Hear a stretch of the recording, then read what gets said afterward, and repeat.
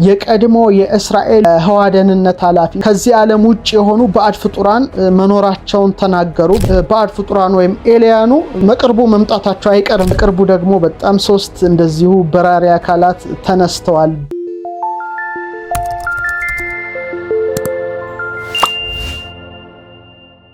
ሌላው አስገራሚ ነገር ክቡራን ተመልካቾቻችን እንግዲህ የአሜሪካ ህዝብ በተለይ ደግሞ የብሔራዊ ኤሮኖቲክስ ሰው አስተዳደር ናሳ የተባለው ተቋም ስለነዚህ ፍጡራን ቀጥተኛ የሆነ ምላሽ አልሰጠንም እስካሁን ይዋሸናል የሚሉ አሉ።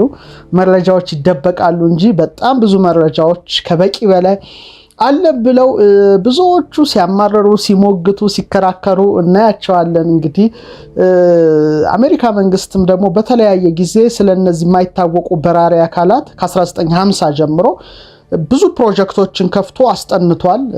ከፕሮጀክቱ መካከል ለምሳሌ እነ ሳይን፣ እነ ሳውሰር፣ እነ ግሩች፣ እነ ብሉ ቡክ፣ እነ ኮንዶን የሚባሉ ትልልቅ ፕሮጀክቶች ነበሩ። እነዚህ ፕሮጀክቶች ደግሞ በጣም ብዙ ጥናትን ያጠኑ ሲሆን በተለይ ደግሞ ታዋቂ ብሉ ቡክ የሚባለው አንዱ ፕሮጀክት ነው። ሌላው የሚገርመው ከ1952 ጀምሮ እስከ 1969 ዓመተ ምህረት ድረስ የሄደውና በዛ ጊዜ የተጠናቀቀው ይሄ ፕሮጀክት ምንድነው የሚለው እነዚህ በራሪ አካላት ወይም ዩኤፍኦዎች የማይታወቁ በራሪ አካላት ለብሔራዊ ደህንነት አስጊ ናቸው ወይስ አይደሉም የሚል ሳይንሳዊ ጥናትም በማድረግ ጭምር ሲሆን ውጤቱን ለማወቅ ቢያንስ ወደ 3000 ገደማ የሚጠጉ ስለማይታወቁ በራሪ አካላት በጊዜው ሪፖርት ተመዝግቧል። ሪፖርቱ ግን ያው ለህዝብ እይታ ያልቀረበ በጊዜው በጣም ምስጢራዊ ተብሎ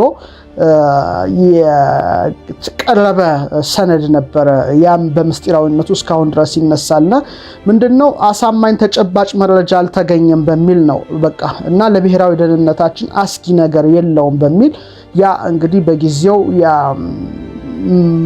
ጥናትና ምርምር እንዲቋጭ ተደርጓል። እና እነዚህ ታዩ የተባሉትም የማይታወቁ በራሪ አካላት ሳይሆኑ ለምርምር ወደ ሰማይ ተልከው የተላኩ ባሉኖች ከስነ ፈለክ ጋራ ተያይዘው ያሉ የተፈጥሮ አካላት ናቸው እንጂ ምንም በራሪ አካል አልታየም የሚል በጊዜው ዘገባዎች ቀርበው ነበረ። ሌላው በጣም አስገራሚ ነገር ምንድነው የአውሮፕላን እና መንኮራኩር አብራሪዎች የተናገሩት ነገር ነውና እነዚህ ኤሊያኖች ወይም መጤ ፍጡራን እንበላቸው ወይም ባዕድ ፍጡራን ወይም ካለ ፍጥረት ምንድናቸው በሚለው ላይ ስላዩት ነገር በተለይ ካፒቴኖች የአውሮፕላንና የመንኮራኩር አብራሪዎች አስትሮናውቶች ማለት ነው ተናግረዋል። ለምሳሌ በ1969 ዓመተ ምህረት አፖሎ 11 የሚታወቀው ነው በተባለው ጉዞ ወደ ጨረቃ የተጓዘው አንድ ቡድን በተለይ ቡዝ አልድሪን በጊዜው ይታወቃል። በጉዞ ላይ ወደ 600 ማይል ርቀት ላይ የሆነ ብርሃናማ በራሪ አካል ከመንኮራኩሩ ጎን አቅጣጫ አብሮ ይታይ እንደነበረ የራሱን እይታ ነው በጊዜው የተናገረው። ይሄ ቀላል ነገር አይደለም። ይሄ ጠፈርተኛ በጊዜው ከመንኮራኩሩ አጠገብ ስለሚበረው ብርሃናማ ነገር ነው የተናገረው። እንግዲህ በጊዜው እውነት ነው ወይስ ውሸት ነው የተናገረው ስላየ ነው ወይስ ስላላየ የሚለውን ለማረጋገጥ ፖሊግራፍ የሚባል ውሸት የሚናገሩ ሰዎችን የሚለይ መሳሪያ በጊዜው በሱ ላይ ሙከራ ሲደረግበት ውሸት እንዳልተናገረ መሳሪያው አረጋግጧል ማለት ነው። ይሄ ደግሞ በጣም አስገራሚ ነገር ነው ክቡራን ተመልካቾቻችን። ስለዚህ እነዚህ ነገሮች ምንድናቸው የሚለው ነው አሁን ድረስ ምስጢራዊነቱን ይዞ የቆየው። ሌላው በጣም የሚገርመው በቅርቡ ደግሞ መጋቢት 2018 ዓመተ ምህረት የአሜሪካ መንገደኛ አውሮፕላን ነው። ይሄ ደግሞ በጣም ቅርብ ነው። በአሪዞና ግዛት ሲበር በተለይ እሱን ያበሩ የነበሩ 2 ፓይለቶች በማይታወቁ በራሪ አካላት በ800 ኪሎ ሜትር ርቀት ላይ ማየታቸውን በጊዜው ተናገሩ። በተናገሩ ጊዜ በወቅቱ የአሜሪካ መንግስት ፋልኮን የተባሉ በጣም ፈጣን የዓለማችን ጀቶች ወደ ቦታው መላኩ በጊዜው ተዘግቦ እንደነበረ ዜናውን ማየት ትችላላችሁ። በጣም የሚገርመው ይሄ አንዱ በጣም ይሄ አስገራሚው ነገር ነው። ሌላው እንግዲህ እንደ ኢትዮጵያ ዘመን አቆጣጠር ደግሞ ሚያዝያ 2012 ዓ.ም ባለፈው የምታውቁት ነገር ነው በጣም አስገራሚ ዜና ነበረ የተሰማው። የአሜሪካ መከላከያ ፔንታገን በጣም ምንነቱ ያልታወቀ በአሜሪካ የባህር ኃይሎች በሰማይ ላይ የበረረ የሚታይ በተለያዩ ጊዜያት የተቀረጹ 3 ቪዲዮዎችን ለህዝብ ይፋ ያደረገበት በጣም እንትን ነበር፣ አስገራሚ ነበር። ያለ ሙሉ ዜና ማሰራጫዎች አቅርበውት ነበርና በጊዜው መራሄ መንግስት የነበሩት ፕሬዝዳንት ዶናልድ ትራምፕ ይህን ቪዲዮ ካዩ በኋላ በእውነት አሉ በእውኑ እውነት ከሆነ በእጅጉ ደነቃለሁ የሚል አስተያየትን ሰጥተው እንደነበረ CNN በተለይ ኤፕሪል 30 2020 የዘገበውን ማየት ትችላላችሁና ይሄ በጣም አስገራሚው እስካሁን ድረስ ከቀረቡት ደግሞ የቅርባችን ውስጥ ከምንላቸው ይሄ በጣም ዋነኛው መረጃ ነው ክቡራን ተመልካቾቻችንና በዚህ ላይ ነው እንግዲህ ዛሬ ቆይታ እያደረግን ያለነው። በጊዜው ደግሞ ሴናተር ሃሪ ሬድም ትዊት አድርገው ነበረ። በተለይ በትዊተር ገጻቸው ላይ ምን ይላሉ? በስተመጨረሻ ነው ያሉት ፔንታገን ይህንን ፊልም በመልቀቁ በጣም ደስተኛ ነኝ። ነገር ግን አሉ ካለው ጥናት መረጃ አኳያ ከብዙ መረጃዎች በጣም ጥቂቱ ሲሆን አሜሪካ እንግዲህ ለጉዳዩ ትኩረት በመስጠት ከሳይንሳዊ እንዲሁም ከከፍተኛ ብሔራዊ ደህንነት አንጻርም ልታጤነው ይገባል፣ የአሜሪካ ሕዝብም መረጃው ይገባዋል የሚል አስተያየት ነበረ በጊዜው በትዊተር ገጻቸው ላይ የጻፉትና መረጃዎች ከጊዜ ወደ ጊዜ እየጨመሩ እየተለቀቁ አሁን ያለንበት ጊዜ ደርሰናል። ከወራት በኋላ ደግሞ በአሜሪካን ሴኔት እነዚህ ሰዎች ቀርበው እስካሁን ስላለው መረጃ ለዓለማችን ምን ሊናገሩ እንደሚችሉ የዓለም ሕዝብ በጉጉት ሁላችንም እየጠበቅነው እንገኛለን። ይሄ በጣም በጣም አስገራሚ ነው። ከዚህ ጋር ተያይዞ ታህሳስ 10 2012 ወይም ዲሴምበር 20 በኢትዮጵያ ዘመን አቆጣጠር ማለት ነው ባለፈው ዓመት አሜሪካ የጠፈር ኃይል ስፔስ ፎርስ ለመጀመሪያ ጊዜ በይፋ አቋቁማለች። ለምንድን ነው እንዴት ነው? ከብዙ ነገር ጋር ማሰብ ያስፈልጋል ይመስለኛል። እንግዲህ ይሄ ወታደራዊ ቅርንጫፍ ወይም የጠፈር ኃይል የሚባለው ኦፊሴላዊ የሆነ ህጋዊ የሆነ ባንዲራ ተሰጥቷቸዋል። በተለይ ግንቦት ላይ በጊዜው መራሄ መንግስት የነበሩት ፕሬዝዳንት ትራምፕ ምን ይላሉ? ለመከላከልም ሆነ እርምጃ ለመውሰድ ጠፈር መጪው ጊዜ ነው በማለት ነበረ ትንሽ ጠንከር ያለ ንግግር የተናገሩትና ለምንድን ነው ይሄ ስፔስ ፎርስ የተቋቋመው መናቀው ነገር የለምና በጠፈር ላይኛ መሪ ነን የሚልም አስተያየት ሰጥተዋል። ይሄ በጣም በጣም አስገራሚ ነገር ነው። እንግዲህ ስፔስ ኮማንድ ወይም ከጠፈር ጋር ትኩረቱ ሳተላይቶችን ግንኙነቶችን ጠብቆ ለማቆየት የአሜሪካ ወታደራዊ ታዛ ለማድረግ ጂኦፖለቲካዊ ትኩረት እንዲሰጠው የሚል ነገር ነው የተናገሩት። ይሄ እንግዲህ በጣም አነጋጋሪው ሁኔታ ሆኖ አልፏል። በጣም የቅርብ መረጃ ደግሞ ማየት እንችላለን። ታህሳስ ላይ 2013 ዓመተ ምህረት የቀድሞ የእስራኤል የህዋ ደህንነት ኃላፊ እንግዲህ አስቡት በጣም በትልቅ ደረጃ ላይ ያሉ ሰው ናቸው። ከዚህ ዓለም ውጭ የሆኑ ባዕድ ፍጡራን መኖራቸውን ተናገሩ በጊዜው። እንደውም ማወቅ ብቻ ሳይሆን መናገር ብቻ ሳይሆን መራሄ መንግስት ትራምፕ ይህን ጉዳይ ያውቁ ነበረ በማለት የተናገሩት ነገር መላውን የዜና ማሰራጫ በጣም ትኩረት ሰጥቶታል። እንግዲህ በዚህ ወቅት እንግዲህ በእስራኤል መከላከያ ሚኒስቴር የቀድሞ የጠፈር ዳይሬክቶሬት ኃላፊ የነበሩት ፕሮፌሰር ሃይድ እሽድ ይባላሉ። ሃይም እሽድ ምን ብለዋል? እሳቸው እንደውም የሰው ልጅ ገና ዝግጁ አይደለም ይሄን ነገር ለማወቅና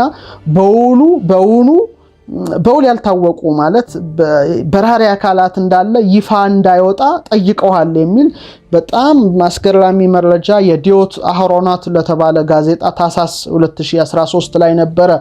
እንግዲህ የእስራኤል መከላከያ ሚኒስቴር በቀድሞ ደግሞ የጠፈር ዳይሬክቶሬት ኃላፊ የነበሩት ፕሮፌሰር ሃይም እሽድ የተናገሩት ይሄ በጣም ያለምን ህዝብ ሁሉ ያነጋገረ መረጃ ነው እና በጣም ያ በዕብራይስጥ ነበረ የታተመው በኢየሩሳሌም ፖስት ላይ ወጥቶ ኋላ ወደ እንግሊዘኛ ሲተረጎም መላውን ዓለም አነጋግሯልና በቃለ መጠይቅ ሲያደርጉ ምን ብለው ነበረ?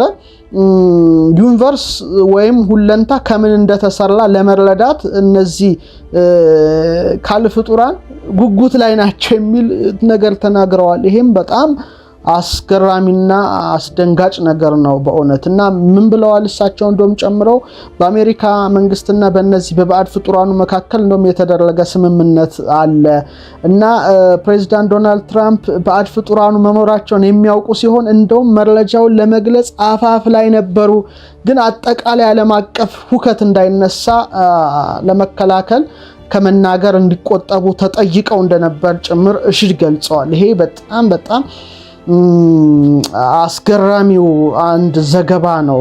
እሳቸው እንደውም የጋላክቲክ ፌዴሬሽን የሚለውን በመጥቀስ የሰው ልጅ እድገት አሳይቶ በአጠቃላይ ስለ ጠፈር መንኮራኩር ምን እንደሆነ የሚረዳበት ደረጃ ላይ እስከሚደርስ ድረስ ሲጠብቁ ቆይተዋል እንጂ እነዚህ ባዕድ ፍጡራን ወይም ኤሊያኑ በቅርቡ መምጣታቸው አይቀርም የሚል አስገራሚ ዘገባ ነው እንግዲህ የተናገሩት። ይሄ ራሱ አንዱ የቅርባችን መረጃ ነው።